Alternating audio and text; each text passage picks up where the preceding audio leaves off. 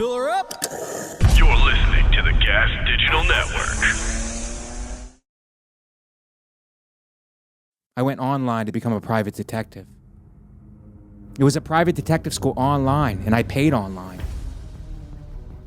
I never heard from them again.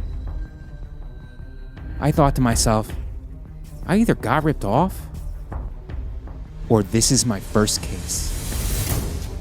This is a journalistic podcast, Shannon. We vaccinate our listeners with answers. And I'm going to keep lip-syncing the important questions until TikTok gives me a show.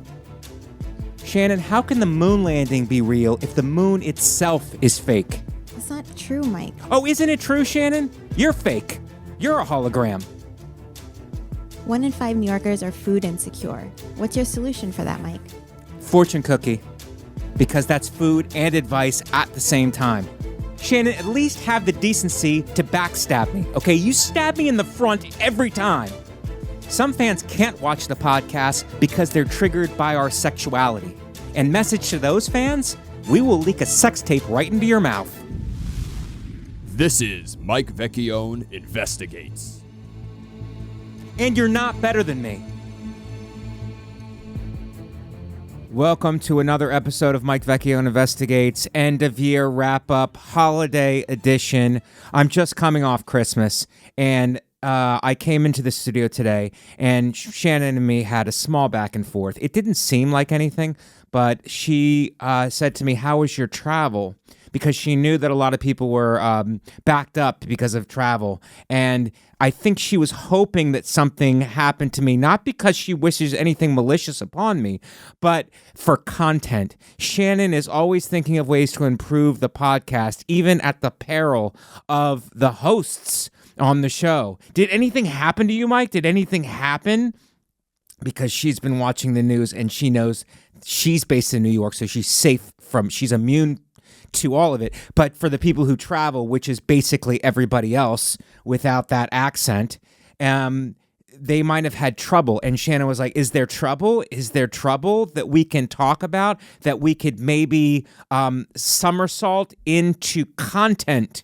And Shannon is always thinking. So my work hat, I take off to Shannon and I go, thank you, Shannon, for caring about the podcast and thinking of the fans and how maybe the fans could learn from an experience that I've had during travel. But then the other part of me as a friend goes, hey, Shannon, stop wishing bad on me when I travel so that you have something to talk about and parlay into a clip. It's not all about clips and content, Shannon. Sometimes it's about a person. My mother is calling live. My mother, if I could say this while ringing, has ghosted me. She ghosted me because I wanted her to do the podcast today, and since then she's ghosted me, and now I'm going to get to the bottom of it.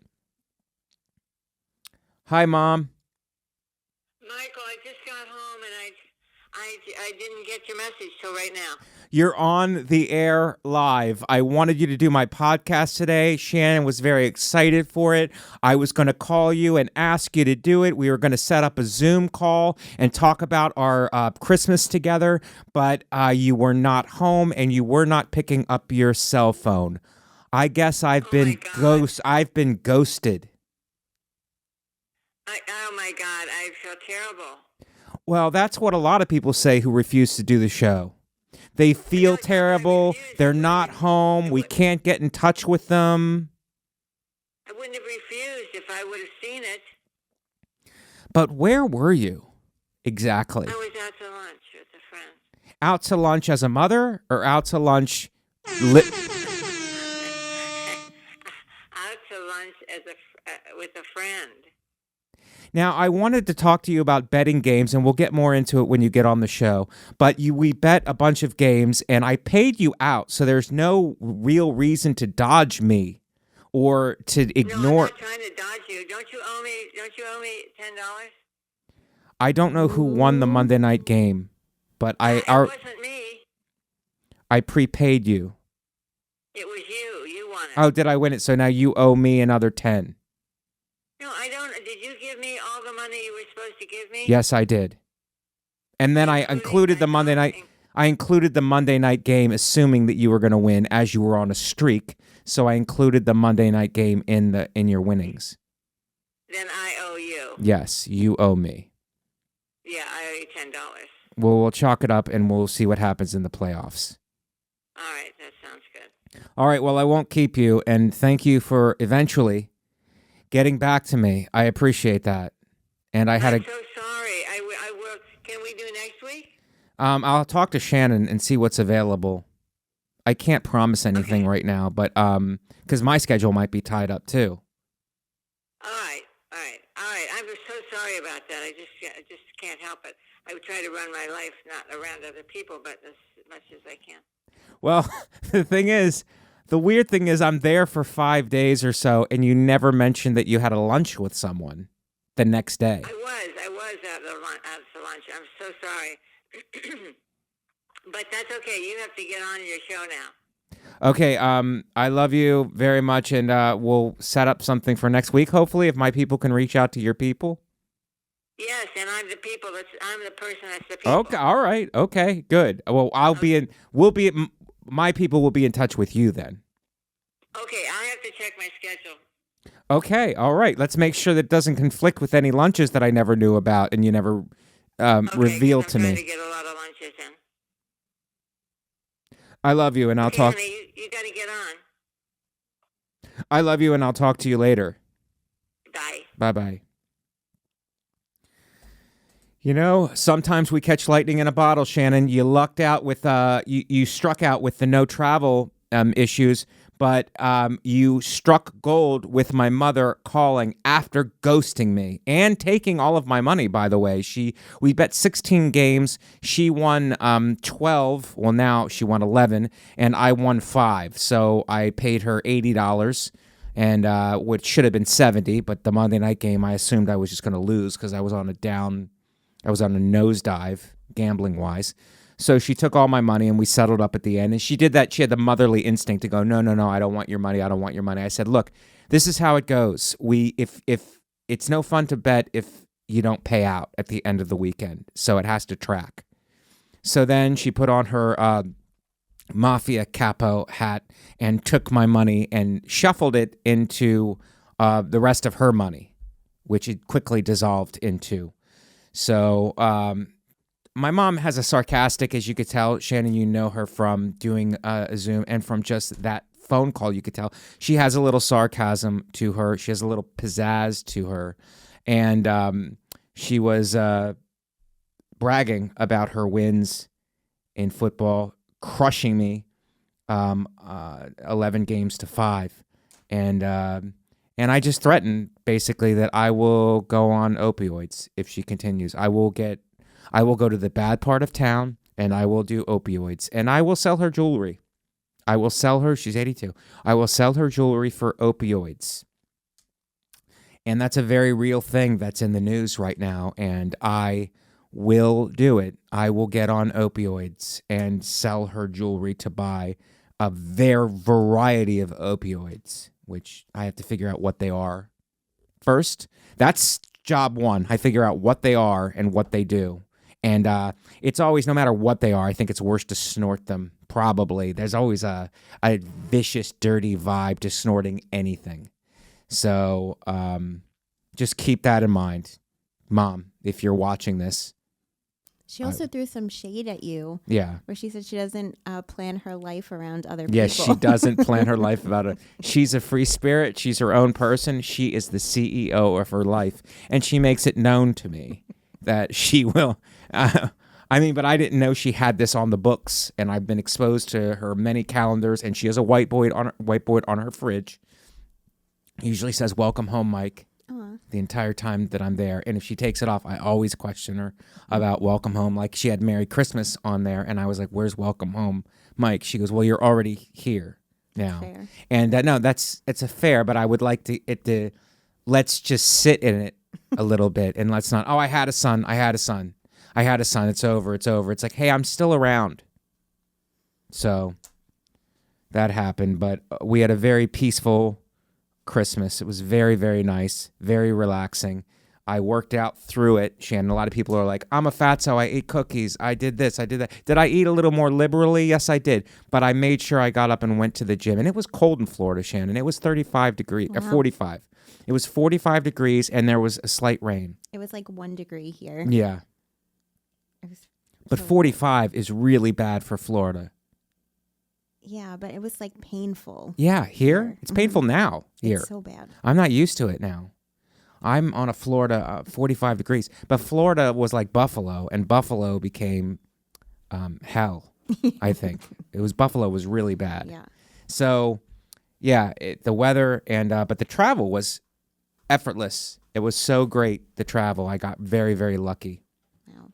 Well, it was a slow news week, so I was hoping you'd have a story. Well, you heard one. I mean, we're 10 minutes in, and we already got to the meat of it.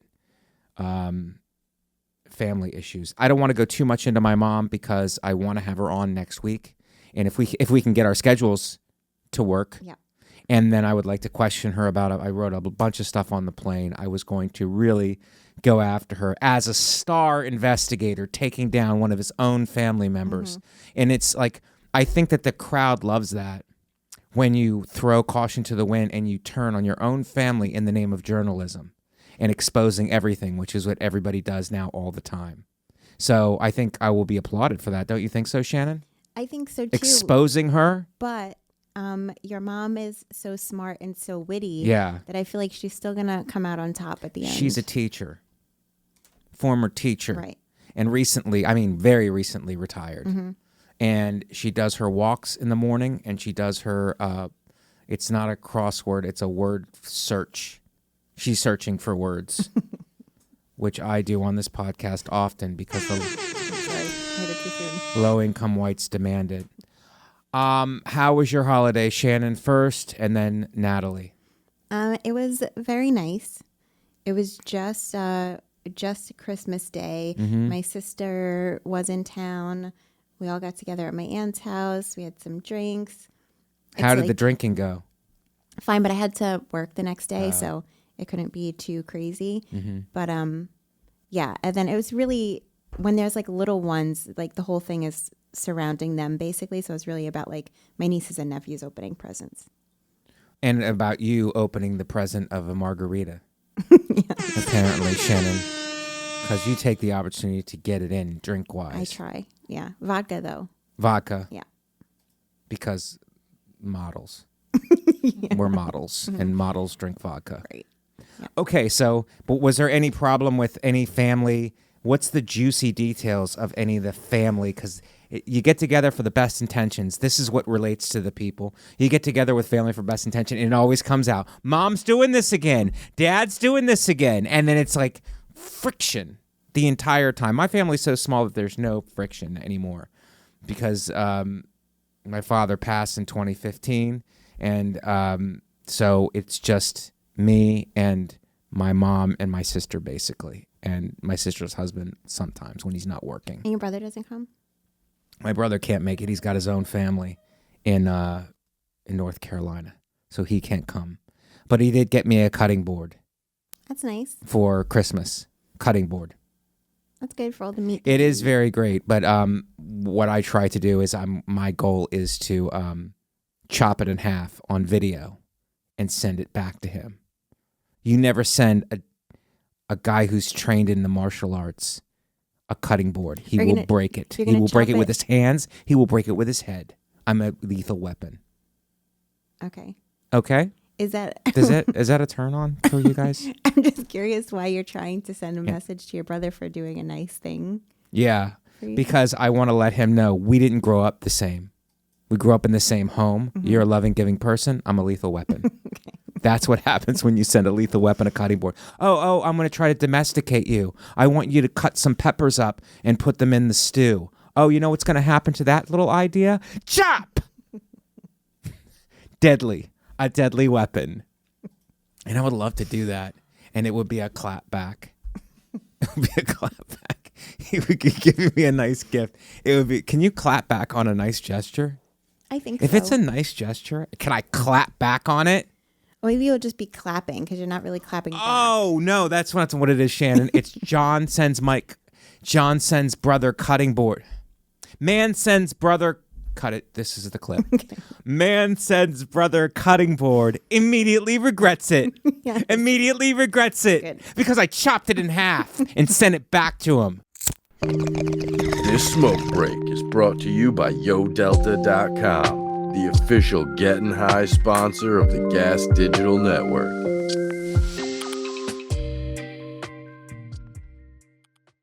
And if there's any more of this is going to happen, you're next, pal. Firstborn my ass. I'm not getting stepped over anymore. I'm smart. I can do things. Pick this guy up from the airport. Run some Mickey Mouse business. I'm butchering it. That's The Godfather. Oh. But, yeah, so my brother got me a cutting board, and I always request gift certificates to Dunkin' Donuts and Starbucks and all that stuff. And is that triggering you that the coffee might be ready, Shannon? Because it was dual. It was a two-pronged approach to content. I wanted to illuminate the fact that I need some coffee. And also, I did get gifts of Dunkin' Donuts and Starbucks cards because I use them routinely. And I do not like to spend my own money on that. Truth be told, I do not like to go in my pocket for coffee. And Natalie, while Shannon is out, what were you doing for the holidays? And if you say that you went to Ireland and stayed at your aunt's house, who's dead now, and you frolicked in the trees, I will be furious with you. No, that would be kind of a lot to do 2 weeks out of the 4 of December. Right. No, I just stayed in New Jersey, which is not very much like Ireland, but I saw my dad's family on Christmas Eve. And Were your mom and dad divorced? Yeah. How did that make you feel? For our fans. At the time. For content. Yeah, were you torn apart? At the time, I was probably pretty upset about it, but it's been a while at this point. Did they say it was your fault? Because I would do that. I would go, it's your fault. Maybe clean your room more. They didn't say that, but they implied it. I would heavily imply it. That's the good move. Yeah. I would heavily imply that it's your fault. Maybe clean your room more. Mm-hmm. Maybe get better grades, and we wouldn't have broken up. And then I did that, and they still didn't get back together. No. So Well, it's too late. You let it go too long, and Yeah. then we could never make it work. Learn to spell. Learn to write cursive. You're not doing fractions correctly, and now we can't have a marriage. Were you the only casualty, or do you have a brother and a sister? I have a brother. I have one younger brother. Okay. Did he get angry about it? No, he was Shave his head. he was pretty young at the time, so he wasn't really paying all that much attention. He wasn't paying that attention to it. Wow. Okay. So I That's have 2 Christmases because they're 2 Christmases. And Yeah. did they marry other people?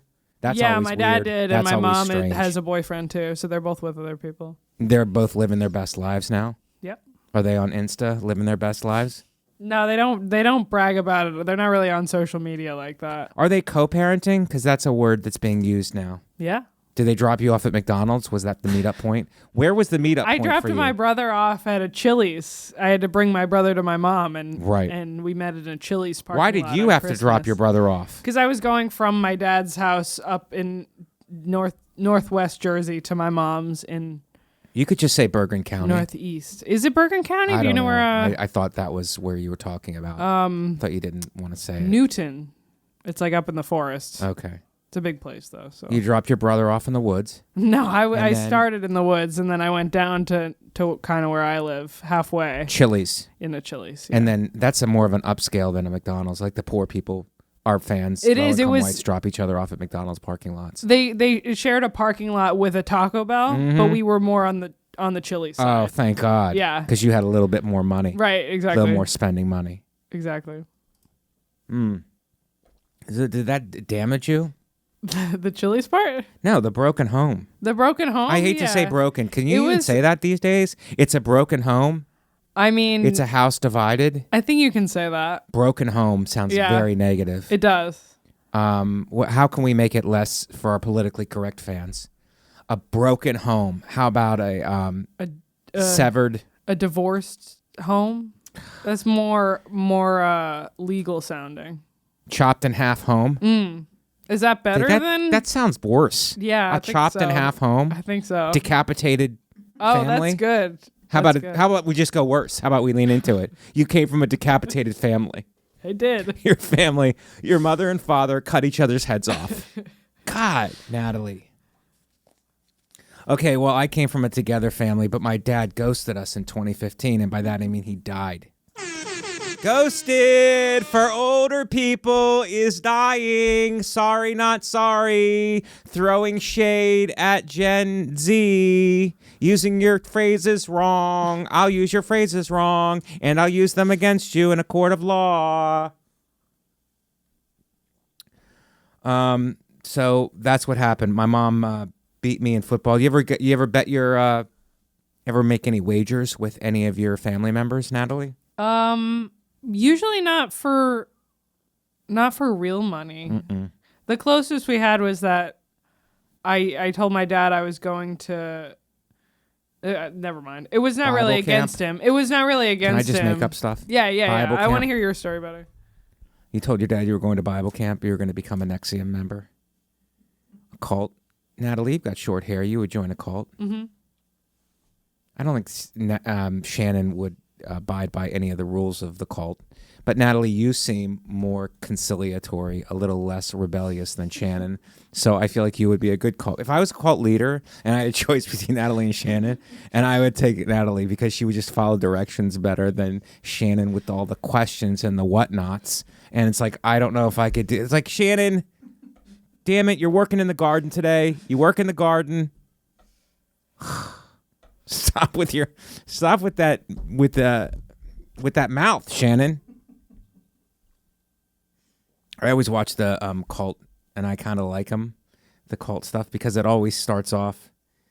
It starts off like, I like this. This is pretty great, but then it gets crazy. You know, it's like too much. They're too much. They always ruin it. It's like, can't you just have a nice cult? Can't you just have a nice one where it's like, get your mind right, live your best life, be a better person. You do some extreme stuff. You know, we all do extreme fasting and taking cold showers. Just stick with that. You don't have to sleep with everybody. That's where it gets muddy, where you have to have sex with everybody, and then you also have to, it's the one where you brand yourself. It's like, why do we have to do all that? And why do I have to commit myself and give collateral? I saw that one. That was a NXIVM one where it was like, if I'll bring you into our inner circle if you give collateral. It's like, what's collateral? It's like something that could damage you and your family, information that could damage you and your family. And it's like, hey, how about I don't want to do that? How about, can I just get my head right and try to live my best life? And you guys are a nice support system. But no, it's either people are raised, that's the way it seems like people are raised now. They're completely neglected, or they're in a cult where they have to sleep with everybody and brand themselves and give information that could cripple them later in life. I don't understand these cults. Just middle of the road, dude. Just middle of the road. And I went to church on Christmas Eve. Anybody? Took my mother to church. She it's the church that I grew up in. It's Catholic church. And we went down there, and it was busy. It was real busy. And the cars were all packed in, and they had these, they had guys parking, helping you park the cars. I don't know how they weren't in church. I guess they're Episcopalian parking attendants. The Catholic Church hires Episcopalians. And if you're at home going, are Episcopalians beneath you, Mike, as Catholic? Yes, that's exactly what I'm saying. You got it right, finally. Episcopalians are less than. You know the thing in math where it's like greater than or less than? Less than symbol on Episcopalians. So we're in church, and it's crowded, and the priest always does this thing every Christmas Eve Mass. Every Christmas Eve Mass, he goes, this is, he always makes some kind of comment alluding to it's crowded now, but it's never crowded. So it's like the whole shot is come to church more. Don't just come on Christmas and Easter, which is what everybody does. That's why it's packed. So usually they're not bitter about it. Some priests are. They give you a talking to, and some usually just take a good-hearted jab. But you know what I was thinking when I was there? Because I'm I don't know if anybody knows this who's watching this. I'm a stand-up comic. I do public speaking for a living, and I'm watching the priest. So now I'm watching him. It's not the childhood Mike who was just a Catholic. I'm also evaluating him as a public speaker. He's a man who's a public speaker. My job is, we have different jobs, obviously. He's saving souls. I'm getting laughs, massive amounts of rolling laughs. And he's trying to save people's souls. So we have different purposes, but we're both public speakers. My point is that I evaluate him as a public speaker. I'm evaluating what kind of a job he's doing. Some guys do really good. I'm like, oh, this guy nailed it. And some guys, I'm like, okay, this guy's a little folksy. I could see through. As a performer, you could see other performers, and you see the smoke and mirrors. You know what's real. You know what's not real. You know when someone's using tricks in order to get the crowd or to win them over. And you know when someone's actually worked on what they're saying and believe in what they're saying. So I'm watching him, and he takes a shot. He makes a joke about the fact that he goes, 4:30 Mass is always this crowded. And it's obviously sarcasm, which is a device that we use a lot on this podcast, to a lot of your dismay, because a lot of you are delayed and lower income and don't understand the use of sarcasm. Anyway, I'm sitting there thinking to myself as a performer, and I'm watching as a public speaker, and watching another public speaker, him say that. And I'm like, well, everybody's here right now. So my mindset is, we're all here right now. If you want everyone here next week, the same numbers, because it's a draw issue at this point, electrify us. Like, really earn it right now. Like, go at the crowd. Give a hard sermon. Like, come at us. Make it so meaningful. It's like, I got to come back to this next week. And you have to fight for it a little bit. Yeah, as a priest, respect for the priest, all due respect, but you got to set it on fire. And that's not a reference to hell. It's like you have to light it up. And then people will come back. Instead of just like going, oh, you guys don't come to church, you don't have any respect. It's like, no. Give us the message that brings us back here next week. And you know what? Insist on it. Be like, be here next week. Be here next week. And follow me on Instagram. If I was a priest, I'd have everybody follow me on Instagram. And then I would say my messages on Instagram. And I would be like, you subscribe. You subscribe or you're going to burn in hell. How about that? I would love to have that power as a performer. Whereas if I could just say, you either come to my show or hell, show or hell, show or hell. It would be a great mechanism to get people to draw. I'm thinking if anything ever happened between me and Katie, I think I would just it would be a natural progression for me to become a priest. I would be the edgy priest. I would be the edgy priest that people have to discipline. And I wouldn't know any rules. I would be off the rails. And I would be heavy on social media. I'd be on Instagram. I'd be on Snapchat. I'd be on TikToking my way. TikToking. And I would be like, come and see me live at the Catholic Church this weekend. 3 masses, standing room only, to hear me preach the word. Because the rest of Catholic Mass, as both of I'm sure of you guys that know, is very regimented. But the sermon after the gospel, what do they call it? The homily.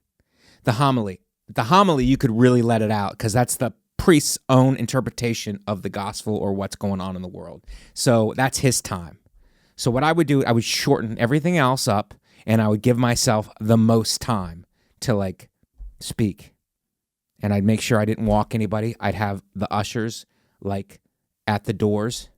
Baby crying, figure it out. Coughing too loud, figure it out. You're staying and you're getting the message. I'd be aggressive. Not cult-like, but aggressive. What do you think that is as a plan B, Shannon? I mean, you just said not cult-like, but it feels like Mm-hmm. the progression of how you see yourself as a priest. You would feel all that power and have all the Instagram following, and then you would go down that path of one of the cult leaders, I feel like. No, I would stop myself, Shannon.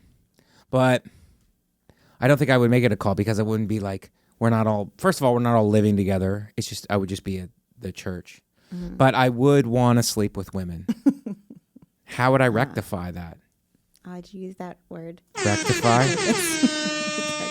How would I rectify the fact that I wanted to sleep with women? I wanted the pleasures of the flesh. I would just do confession out loud. Aren't one of like the types Out allowed? loud confession. And I would list, wouldn't that be great if I did it like entrapment? Like I tried to sleep with women in the parish, right? And then if they did sleep with me, I would out them at the beginning of the Mass. I would be like, Mary, Marcy, Ginger, which is a kind of not a Catholic name anyway, so I knew she was going to sleep with me, and Pamela and Dawn. You guys have some explaining to do, and 3 of you are married. I don't know what you were thinking, but what if I just outed them and it's like entrapment? I tested them. That's what I would say. I tested you guys sin-wise, and you failed. Just doing the Lord's work. Just doing the Lord's work. I'm trying to figure out how strong you are. Now, I would like to do just like, look, I'm a priest. I would just be like, I'm a priest, but I also have girlfriends. I'm a priest with girlfriends. Isn't there one of those like priest or reverend or whatever? There's one of them that is allowed to like get married and have families. Episcopalians and Lutherans. Oh, I'm so sorry. I think Episcopalians and Lutherans are allowed to do that. They're allowed to get married. And would you downgrade for the ability to be able to have sex with women? No, I can't. I'm Catholic. I can't do it. I can't become a Lutheran. And those guys have to get married pretty quick too. It's like you can't date around, you know? And the other thing about being a priest is you take a vow of poverty. So you have to go out with these women, but you can't pay for anything.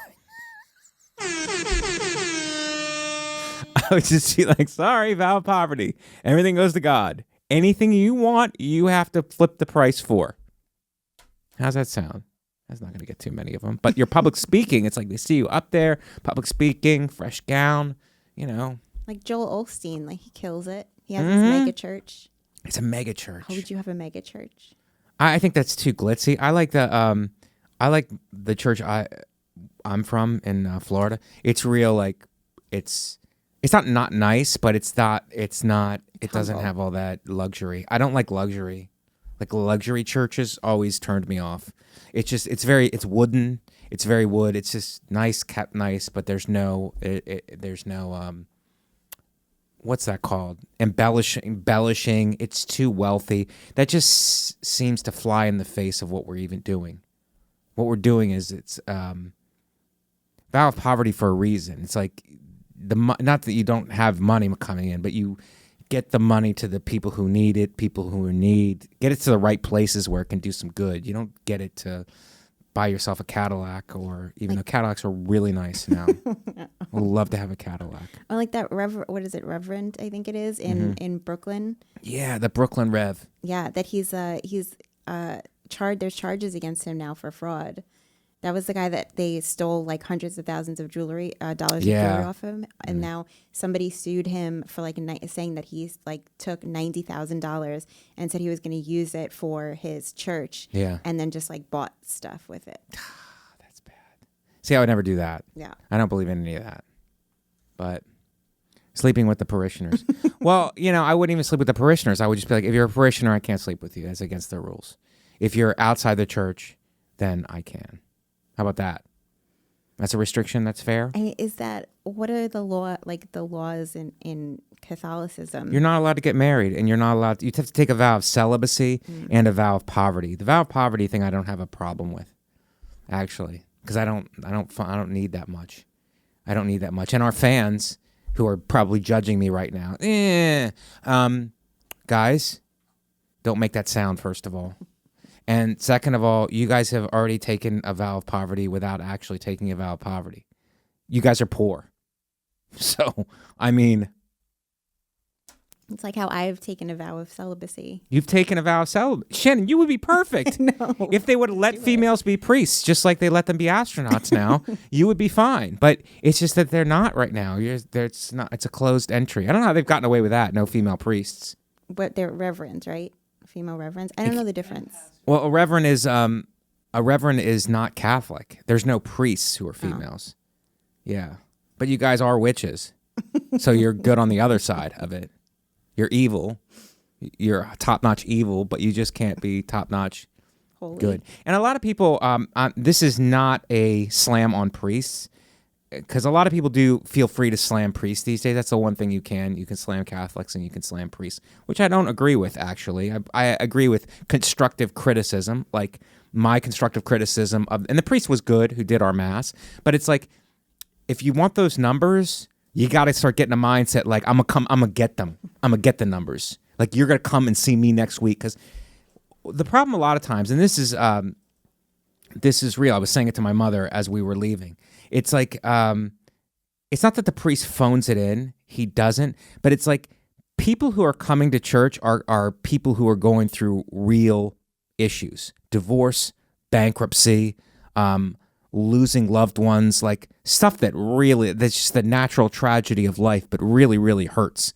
So the opportunity is I can speak to that directly. People are suffering in the world. Like, it's like you could speak directly to that instead of this other message where it's like you're trying to like interpret the gospel in some kind of a intellectual way. I mean, it kind of goes over people's heads. They're like, even when you're talking about Jesus, like, Jesus was perfect. He's the perfect man. He sacrificed. He died for our sins. It's like that stuff kind of like, you need to relate that to what I'm going through right now. Like, I'm getting torn apart. I'm alone. I'm divorced. I'm bankrupt. I'm like, whatever happened in my life, I'm suffering.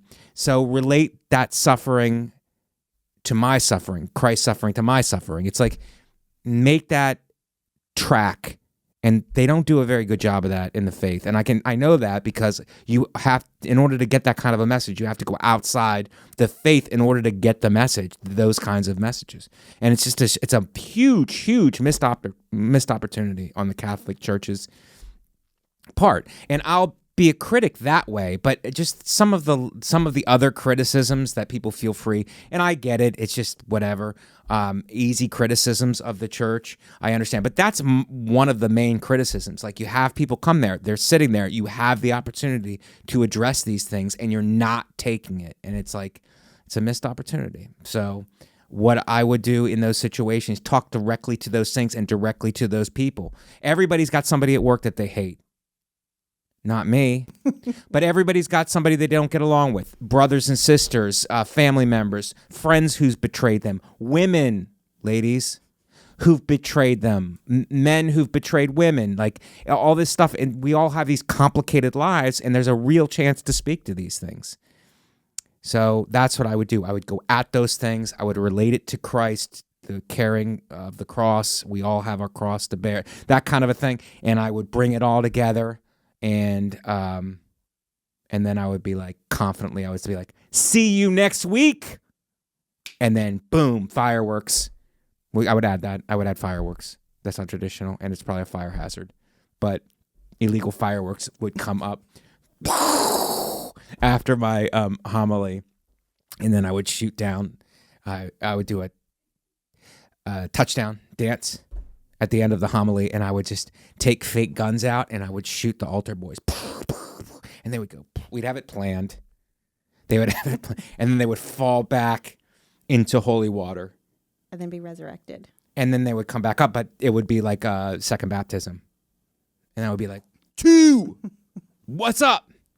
And then I would do the rest of the mass, and then I would stand at the door shaking hands with everybody and giving them information on the next mass. Have you thought about maybe writing for this priest? Oh, that's a good. But then he gets all the glory. But you don't have the time to be a priest right now. But I don't have the time. Right. And you don't want to. Well, I don't want to give up. I don't want to give up Katie. Right. Katie. Message to Katie. Message to Katie. I'm ready to give up on our relationship yet. And so I don't want to give up Katie, and I don't want to give up my money. So maybe he can pay you to write for him. And then at least you're practicing. I feel dirty, though, taking money. Would I feel dirty? Would you? Shannon, I don't know. You're my conscience all of a sudden. You're my conscience. Would I feel dirty taking money to write for him? Maybe not a lot of money or credit. How about I could be a special guest speaker?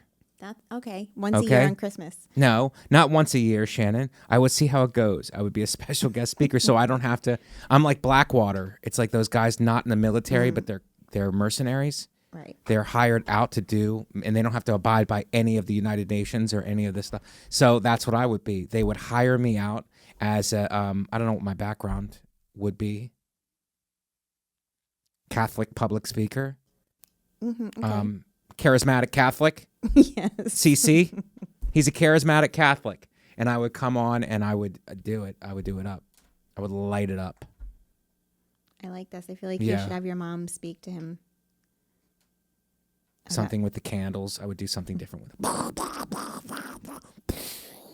So you also have to hire like a pyrotechnics person. Yes! That's would be part of it, Shannon. A pyrotechnic person. A pyrotechnic person is not out of the question. Because you have to start going with what... I'm not saying you... Because the Catholic Church is very slow to change message. They never change message. That's part of the faith. It's like we stay who we are through all kinds of societal everything. But it's like you got to figure a way to get people. And you need to use social media. You need to use illegal fireworks. You need to use other things in order to get their attention into it's explosive. And they were like, I'm coming back to this. But mainly the hurt thing, like the thing of anybody's who's suffering. Or if anybody shows up and they're like, I want to be a better person. Because what traditionally happens is, I'll tell you what I got the feeling at the and I love going with my mother because I was there with my mother when I was like 10 years old. And now I'm sitting in the pews with her when I'm 50. And it's just like a very meaningful thing for me and my mother to be there together. The same church, the same spot that we were at 40 years ago together. So that's the meaning for me. But I'm looking at the church as a whole because I am a Catholic and I love the church. The church has been, it wasn't beaten into me like some people, and all empathy to those people who just went to Catholic school and were just abused by it. So that wasn't the experience that I had. I had a good experience with it. So I'm just thinking of ideas for it to be better. But what traditionally happens is the people go to church and they're kind of just doing it out of obligation.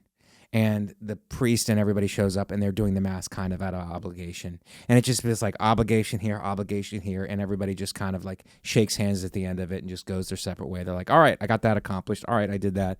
I feel better about myself. We feel better about ourselves. That's it. It's like, okay, but I understand that. Like, but forget the obligation right now. Why not go to church like the way you go to yoga, which is, okay, I got to get it done here. I'm gonna like, well, yeah, I go to yoga is like I'm gonna suffer a little bit here. I understand that, but I'm gonna breathe through it. I'm gonna get through it. And I'm gonna feel good on the other side of it. But I have to put the work in during the class. It's like any kind of fitness. You got to put the work in during the class. So you can't just show up and just be like, the act of me being here is enough. It's like not enough. And it's not enough on the other side too, the church's side, the priest's side. It's not enough just to show up with your whatever and do your thing and then be like, okay, they feel good, I feel good. It's fine. It's like, it's not fine. How about show up to get something out of it, and then the priest shows up in order to give them and to give them what they showed up for.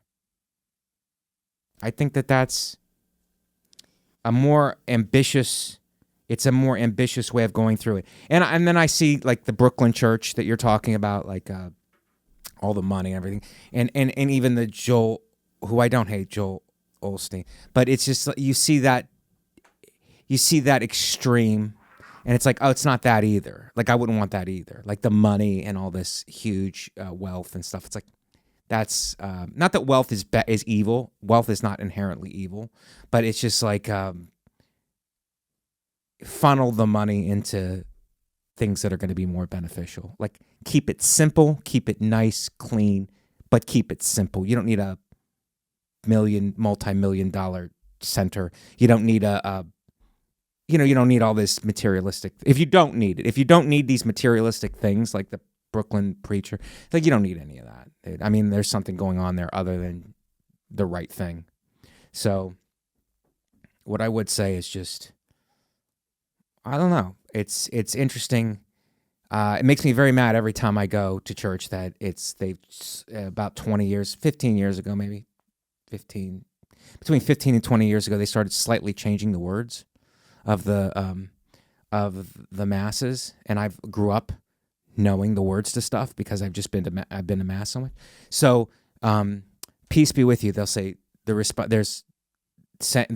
priest will say something, and then you respond to it as a group. The priest will say something, and then you respond to it as a group. So they slightly change that, and their reasoning is it's a more direct translation. But they're saying peace be with you. And you used to say, and also with you. Now they're saying, peace be with you. And you're saying, and with your spirit.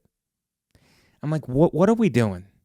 Not against changing it if you need to change it. But number one, we're not changing it for any real reason other than it's a more literal translation. No one cares. No one cares. No one literally cares that it's a more literal translation. At the point, it's still exactly the same. It's still, also with you makes more sense than with your spirit. So I don't understand that. And they had to change millions probably worldwide of missalettes, of books and everything. They've had to, that's what you're doing? That's where you're putting your focus? I mean, are you kidding me? There's people out there addicted to drugs, addicted to opioids. Our staff here at Gas Digital, addicted to drugs, pornography, living in the gutter, like no direction, lonely. I mean, these are real issues. It's like you're changing peace be with you and also with you to and with your spirit. That's where you're putting your initiative. It's like, it's insanity. Stop it. Stop it. I'm talking to the church. Cut it out. And directly to the Pope. Cut it out, Father. Stop it. Just stop. Look, just stop.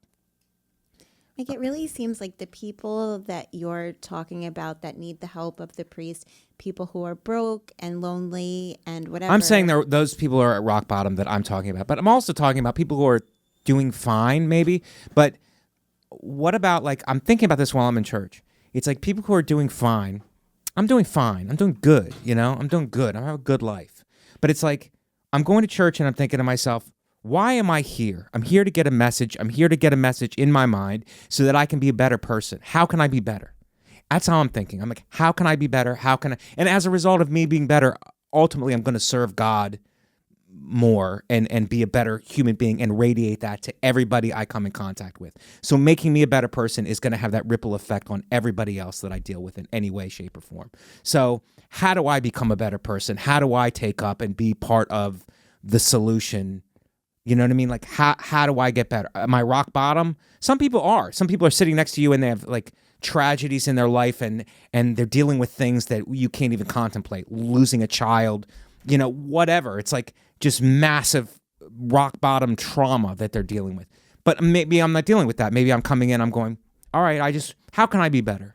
How can I? Now I have to, and church is a place I should go to get those answers, or at least the beginning of those answers of like how I can be better. But instead, a guy like me, I'm not getting them from church. What I'm getting them is, when I go to church, I'm getting the satisfaction of being there with my mother, and I'm listening to the priest, and I get what he's saying and what he talked about the homily that we were at. He talked about living in the light, Jesus is a baby, living in the light. I'm like, okay, fair enough. But like, what does that translate to? What does it mean? What does living in the light mean? What does it mean for me as I drive out of here? You know what I mean? It's like, make it track, make the rubber meet the road, because there's people in there who really need it. And then there's other people in there like me who are like, and we all have these different times in our life. I'm not saying I'm above anybody, even though I am above the listeners and they know it. But I'm not above like anybody else. You know what I mean? Like, we all go through different times in our lives where it's like, you know, sometimes you're up, sometimes you're down, sometimes you're rock bottom, sometimes you're back up again and things are more steady. It's like, you don't know where you're going to catch people. But even for the people who things are fine, why not address how to be better so that when you hit those tough times, or you know how to deal with it, you're better at dealing with them in a head-on way, just instead of like, you know, because we've all dealt with stuff wrong. Like, you encounter pain and it's like, oh, it's easier to drink and do drugs or do whatever. It's easier to do that kind of stuff. I'm not downing anybody who does that. Or it depends on the reason that you're doing it for. But some people like just don't want to deal with life, so they go down this other path. My point is, the church has a real chance to address that, especially during the holidays when it's packed. They have a real chance to address that, and it seems like a missed opportunity to me. So, I don't know, Shannon. What I was going to say before was... After I cut you off? Yes. I cut you off with my speech, Shannon? You did, yes, you did.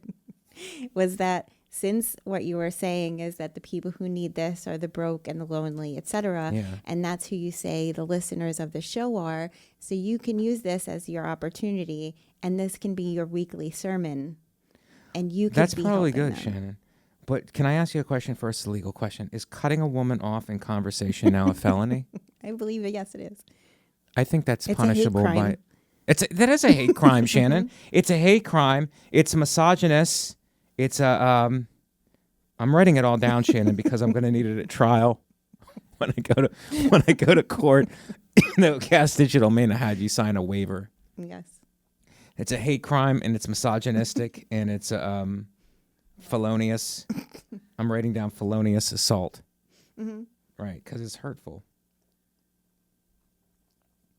Anyway, those were my thoughts at church, and then I took my mother to dinner at Dominic's, which is an Italian restaurant in Boynton Beach, and then we went home and we watched... what did we watch? Curb Your Enthusiasm. I had my mom, because I brought the computer, watched a couple episodes. She really liked it.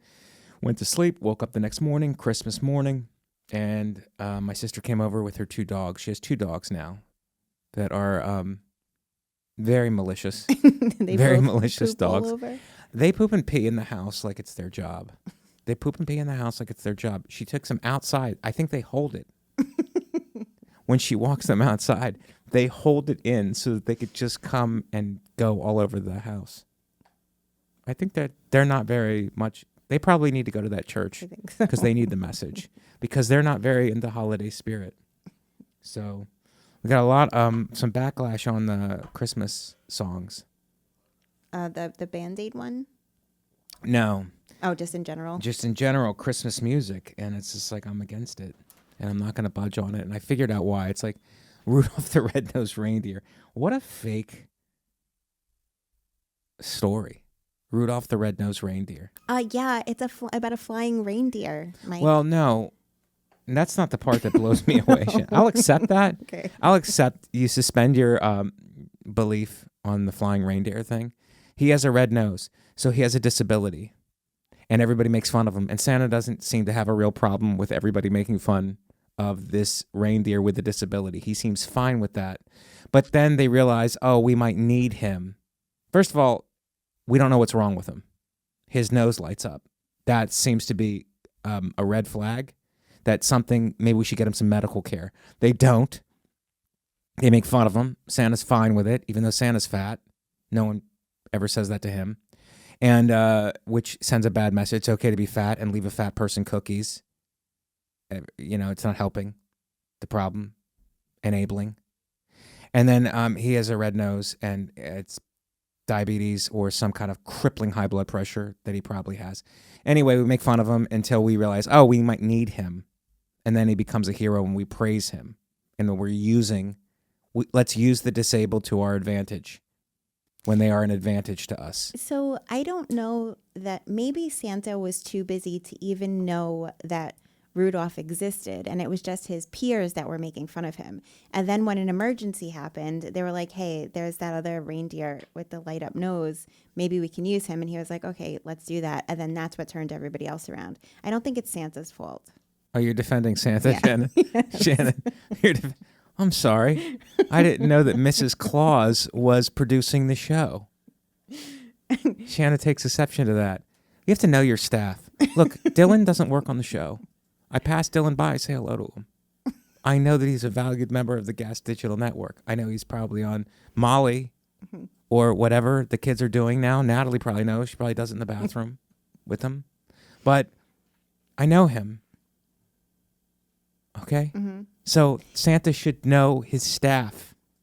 He's so busy, though. Is he? Yeah, he's got all... With the elf? He's got to direct all the elves With and the stuff. elf abuse? He abuses the elves. Don't think he doesn't. He doesn't, Mike. I think you're being really harsh on Santa. Wow. Shannon.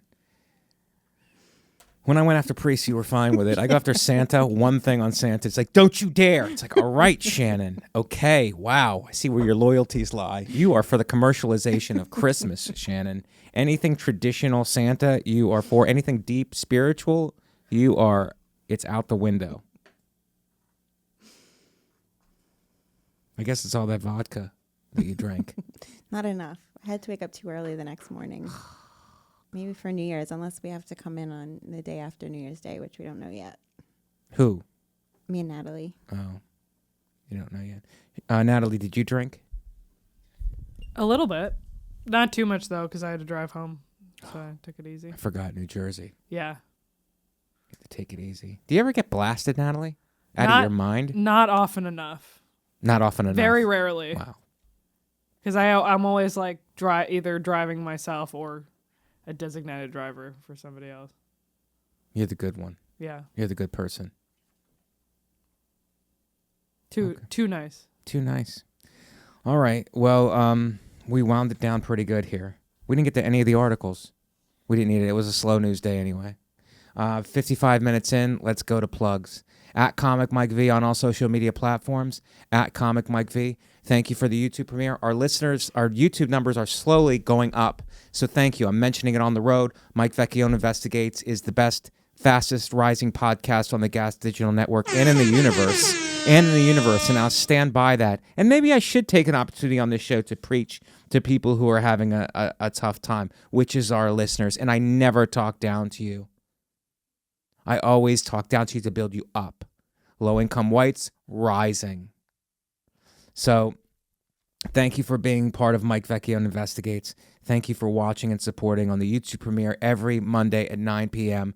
And we have great things planned in 2023.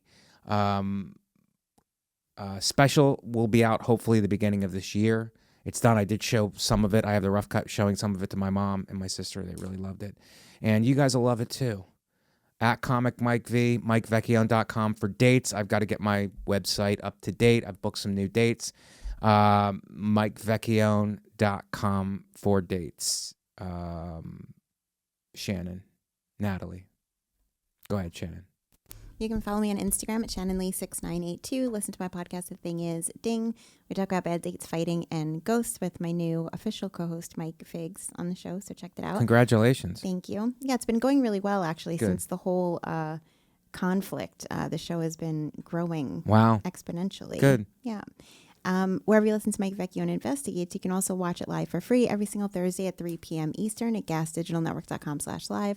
That's absolutely free. The best way to support this show, though, is to go to gasdigitalnetwork.com, use promo code MVI. You will get a 1-week free trial, which gives you access to every single episode of this show we've ever done, as well as every episode of every show on the entire Gas Digital Network, including brand new show, which is starting January 9th, which is Slick and Thick, which is hosted by UFC fighter Mickey Gall and Gerard Michaels. So check out that when it starts, when it joins the network. If you listen on iTunes or YouTube, make sure to rate, review, tell a friend, leave a comment, subscribe. Every little bit of interaction helps the show grow. Go to podcastmerch.com for t-shirts, hoodies, and mugs. And if you have questions, comments, or your own video investigation to submit, send it into MikeVecchioneInvestigates@gmail.com. That's it. Natalie, what's your show? You have a show on. It's very good.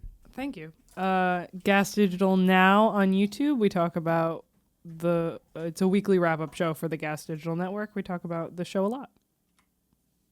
Can you give you a bribe to get some more airtime on it? Sure.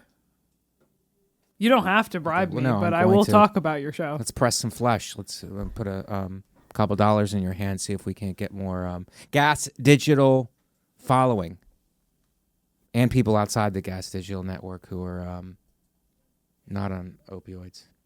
All right. That's the wrap up. Is that the last show of the year, Shannon? It is, yep. All right. Well, I want to take this time to express my gratitude to you guys. Thank you for listening. Thank you for watching. Thank you for supporting the show. I genuinely love you guys, and I'm grateful to be on the network and grateful to do this show every single week with such great people and for such great people. So I love you guys. Thank you. 2022 was a great year, and we're going to have another great one in 2023 with your help, of course. So for Natalie, for Shannon, I'm Mike Vecchione. We'll see you guys in 2023.